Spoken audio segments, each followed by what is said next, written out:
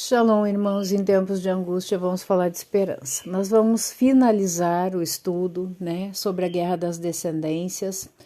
Eu demorei um pouco, irmãos, porque estava bem difícil para mim colocar num papel tudo aquilo que eu tenho na minha mente, sabe? Às vezes tu tem na tua mente, mas tu não sabe como organizar isso num papel. Aí eu comecei a buscar materiais e, graças ao Todo-Poderoso, que é Pai, me ajudou e me deu um conteúdo pronto, irmãos, uma bênção. E realmente vocês vão gostar, tá? E ele vai explicar bem a fundo sobre Esaú, o que nós já falamos sobre Edom. E é isso que nós vamos ler a partir de agora. Isso aqui foi uma tradução que foi feita pela Sociedade Metodista. Justamente, irmãos, desses vídeos que eu posso depois deixar o link, deste senhor aqui, que o nome dele é Jim Cowan, tá?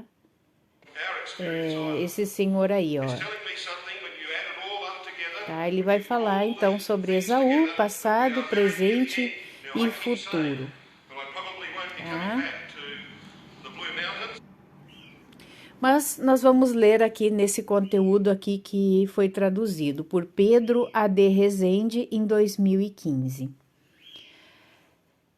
Eu já vou começar aqui pelo resumo, tá, irmãos? Resumo. Vou tentar aumentar um pouquinho. Nas profecias sobre a restauração do reino de Israel nos últimos dias, Edom representa os inimigos de Jacó. Eles se unirão sob a tutela de Gog, que então será o chefe da casa de Esaú.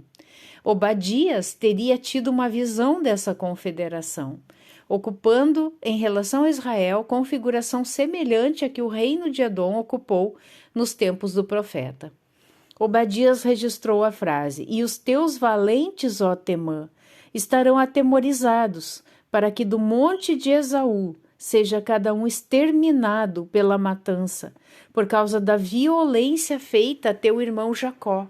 Cobrir-te-á a confusão e serás exterminado para sempre."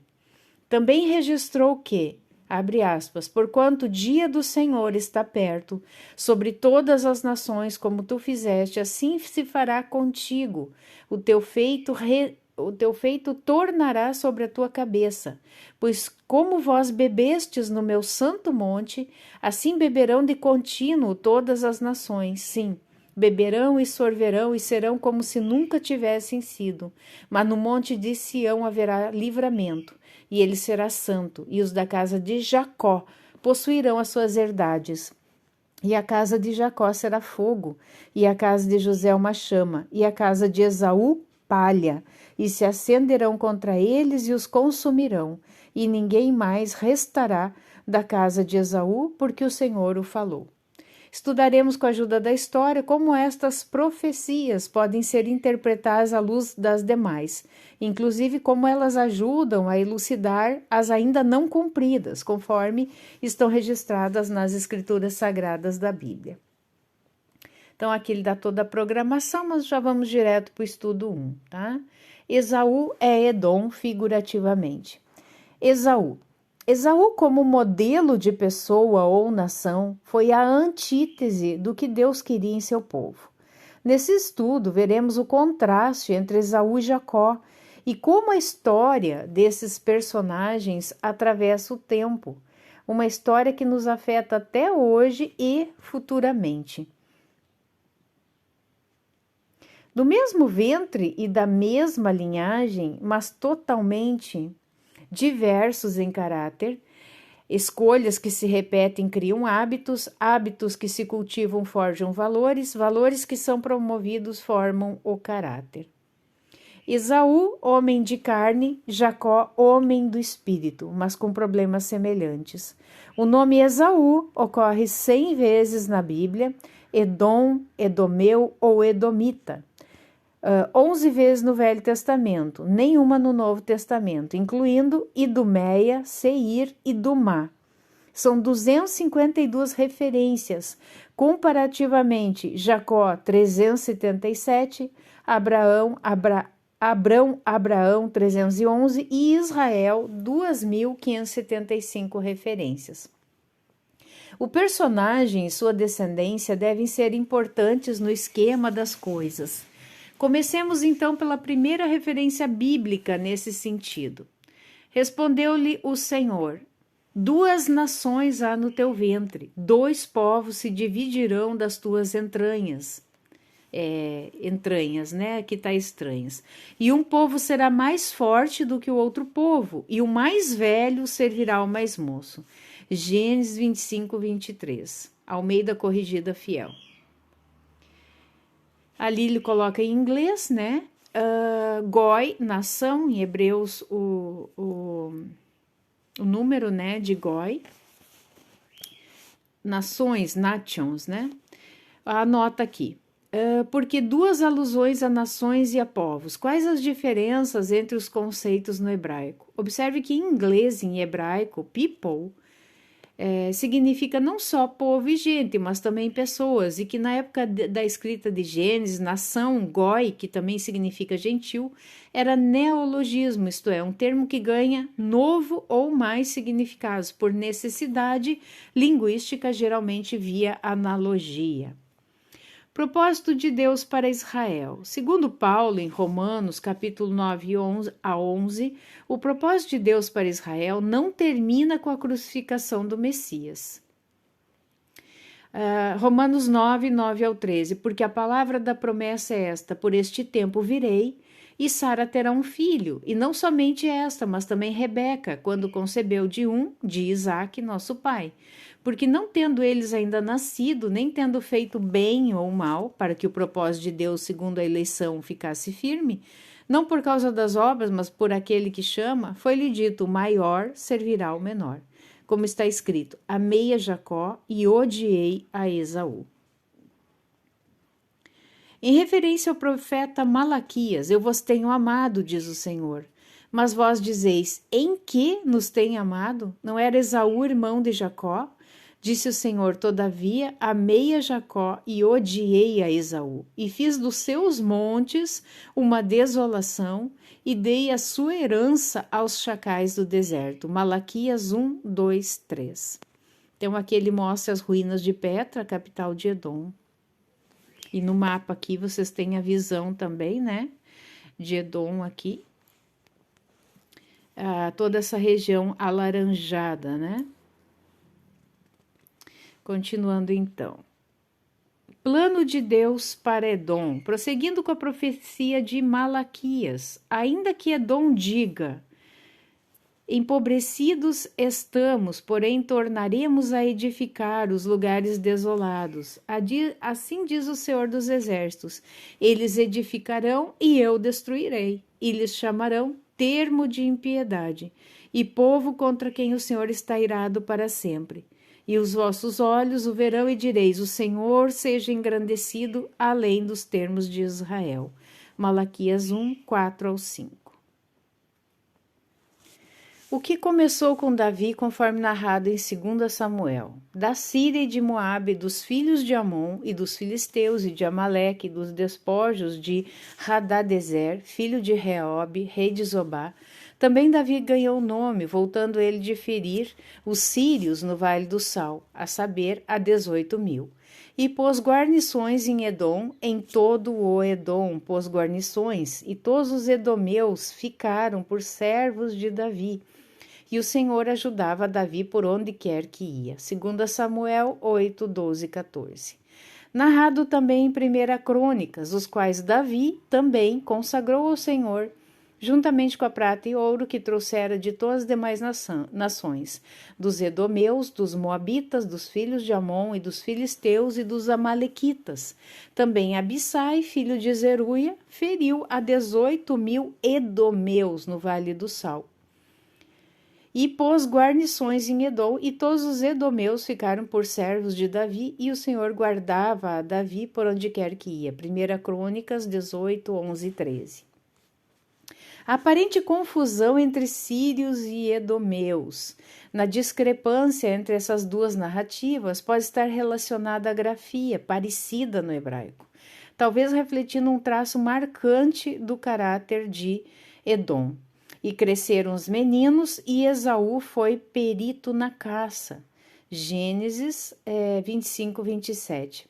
Esse perito na caça, eu já falei algumas vezes aqui a respeito disso, tá? Não é que ele caçava bem animaizinhos, não, tá? Ele geralmente é associado a um assassino, tá? Que diz um caçador astuto, ardiloso, enganador.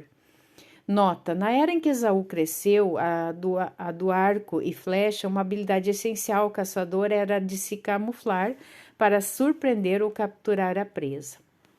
Então, o que o autor aqui está dizendo é que a grafia da palavra Edom e da palavra Aram, né, que quer dizer sírios, né, os arameus, é muito semelhante. Pode ver que o Aleph no início ali da palavra e o Mem no final são iguais. O que muda, né, para Edom é o Dalet e para Aram é o Resh, né? Então, pode ser que os escribas, né, tenham se confundido com isso, certo? Então, por isso que tem essa discrepância aqui entre os dois versículos, né? Fala aqui, ó, no verso 13 de 2 Samuel, também Davi ganhou nome voltando ele de ferir os sírios. Na verdade, não eram os sírios, né? Eram os edomitas, porque lá em 2 Samuel, em 1 Crônicas, vai confirmar, tá? Que eram os edomeus. Tá? Então, por causa dessa muito semelhante escrita, né? Ó, essa discrepância entre as narrativas de 2 Reis e 1 Crônicas pode abrigar um sentido metafórico de camuflagem, indicando capacidade conhecida do caráter de Edom. E sem contar também que eu estava vendo a genealogia, né, de Rebeca, né, e de Abraão. Vocês lembram que Nahor, né, ele era um dos irmãos de Abrão, né? Nahor, ele se casa com Melca ou Milca, depende da tradução, e ela tem 8 filhos. Entre esses 8 filhos está Betuel. Betuel é justamente o pai de Rebeca, né? Que vai casar com Isaque, tá? Só que essa Melca ou Milca, ela é filha de Arã, né? Então, Arã é uma palavra para arameus ou sírios, tá?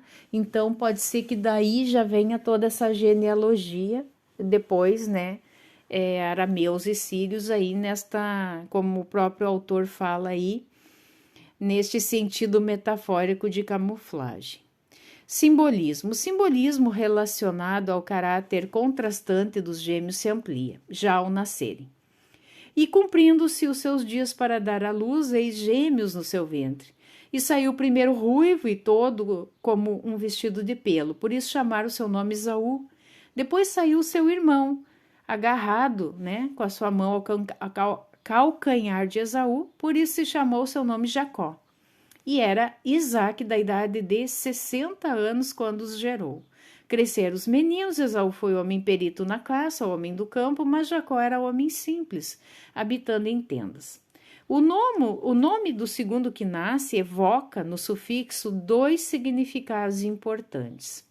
Um significado literal, que é calcanhar, né?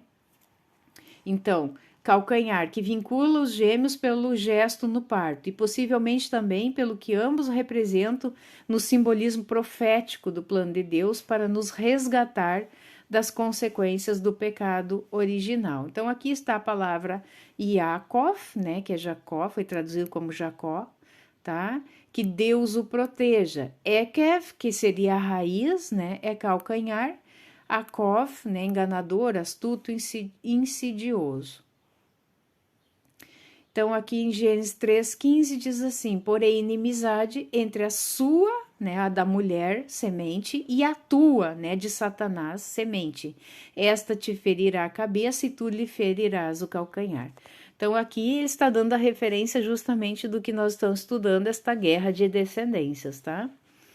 Outro sentido alegórico, astuto, indicado pelo mesmo sufixo Akov, né, no caso, né, do nome Jacó, que sem as marcas de vogais, as quais só surgiram na escrita do hebraico mais tarde, né? Eu já falei isso com vocês.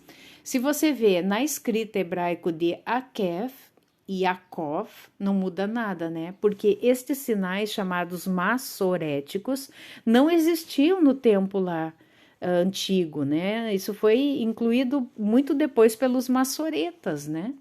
Então, não, seria quase que o mesmo sentido ali, a Kiev, né?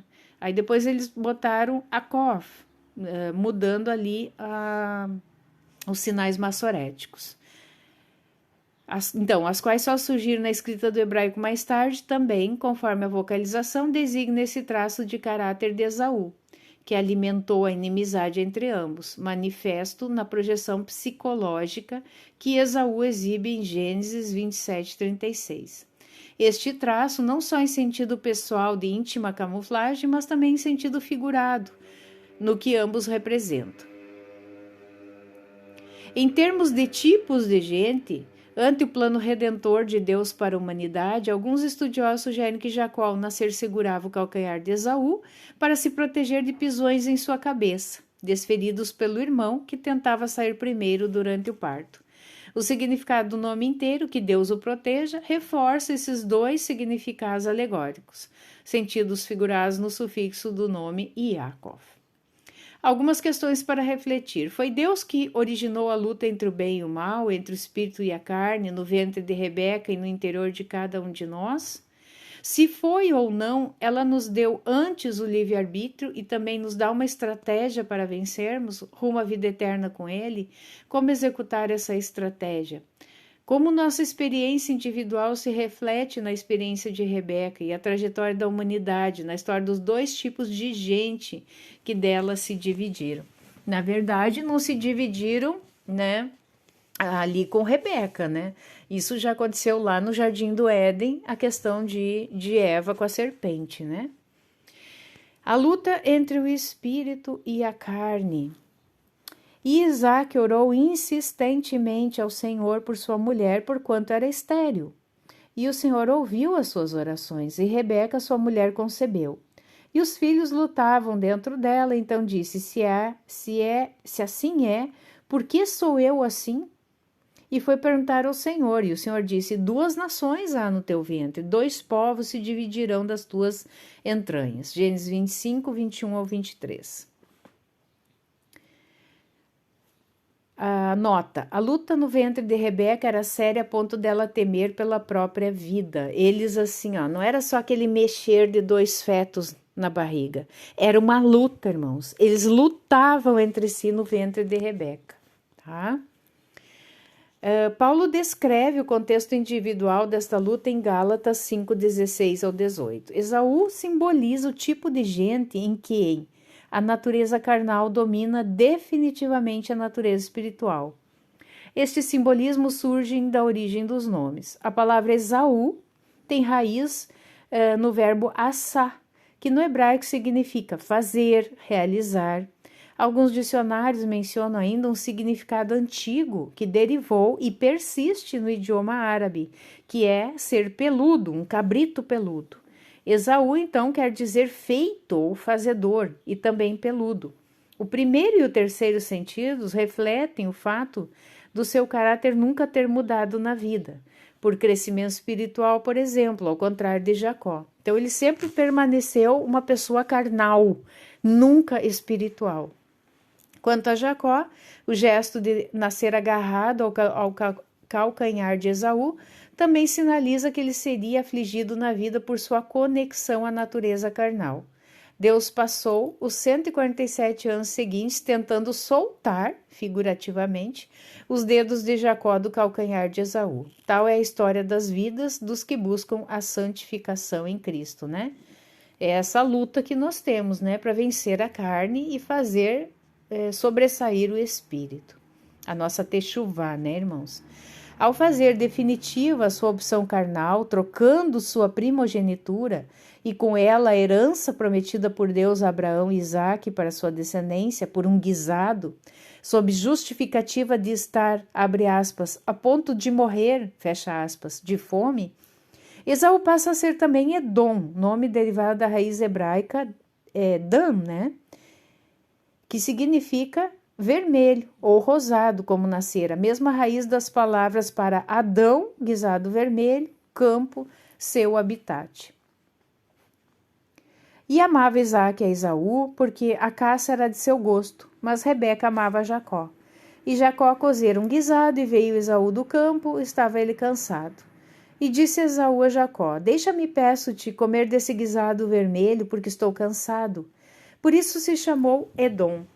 Então disse Jacó: Vende-me hoje a sua primogenitura. E disse Esaú: Eis que estou a ponto de morrer, para que me servirá a primogenitura? E Jacó deu pão a Esaú e o guisado de lentilhas. Ele comeu, bebeu, levantou-se e saiu.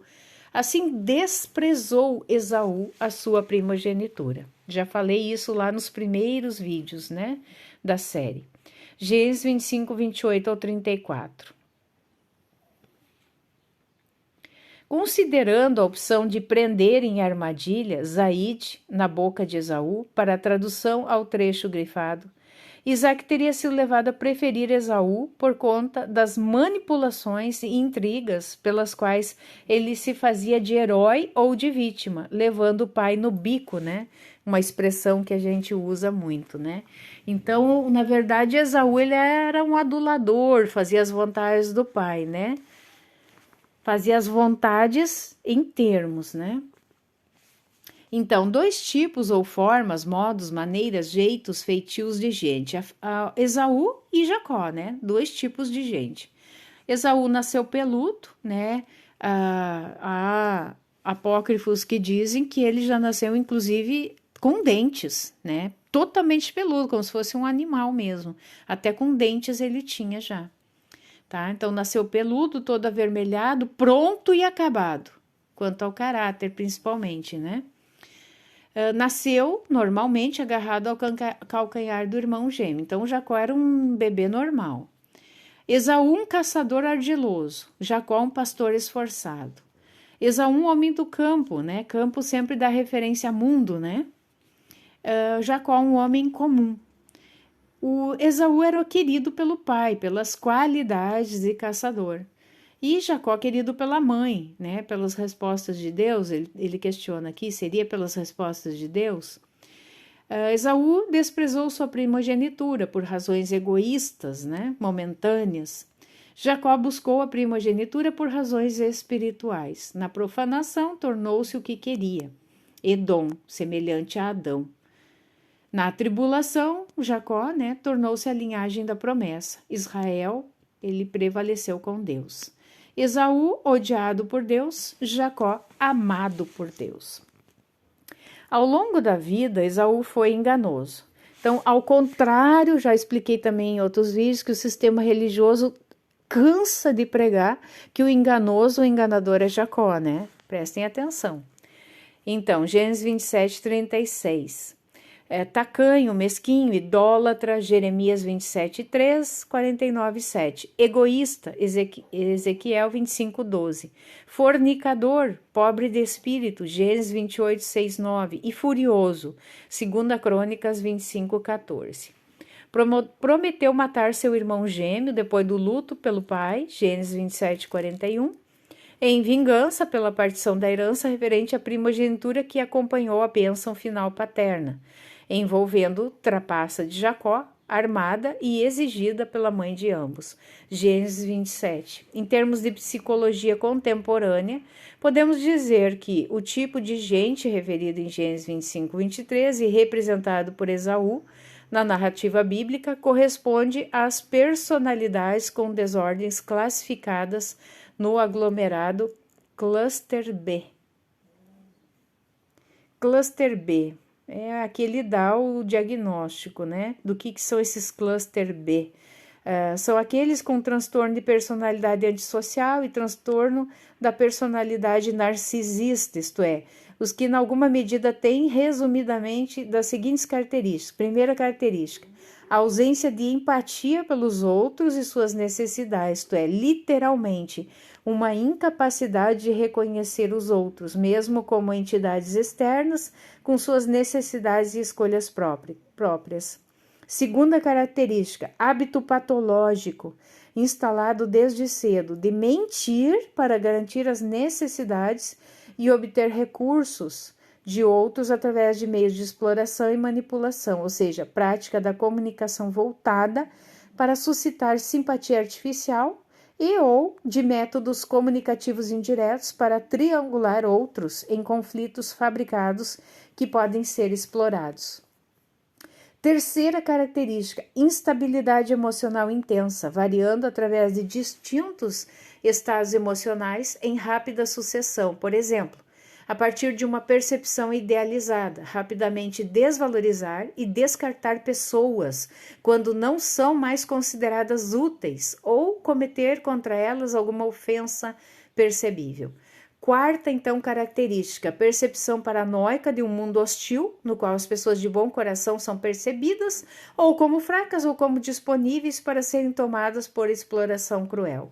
Quinta característica, autopercepção geral de que suas ações socialmente destrutivas são comportamentos completamente aceitáveis e todos os problemas em que se envolvem são causados por outros, isto é, há um locus externo de controle em suas vidas. Eles estão sempre certos e os problemas encontrados podem ser sempre atribuídos aos outros. Essas pessoas são consideradas menos propensas a responder positivamente ou completar qualquer forma de assistência psicológica e são extremamente improváveis de buscar esse tipo de assistência por iniciativa própria. Aí eu vou deixar aí para vocês refletirem nessas questões aí que ele coloca. Amém? Logo viremos com o segundo vídeo.